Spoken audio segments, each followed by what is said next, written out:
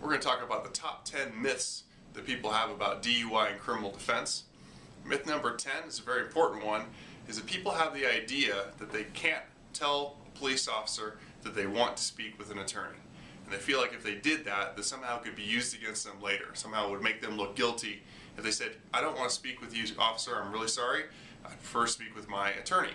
And in fact, the Constitution allows people to always say, I don't want to answer any questions, I don't want to incriminate myself, and I'd just like to speak with an attorney at this time. I don't want to accidentally incriminate myself. And by doing so, it is impossible for a prosecutor, it's impossible for that statement to be used against you. You'd never find yourself in court being found guilty because you wanted to speak to an attorney, or that somehow that makes you look bad. In fact, no one would ever even be able to testify that you'd said that. They wouldn't be able to play a recording of you saying that.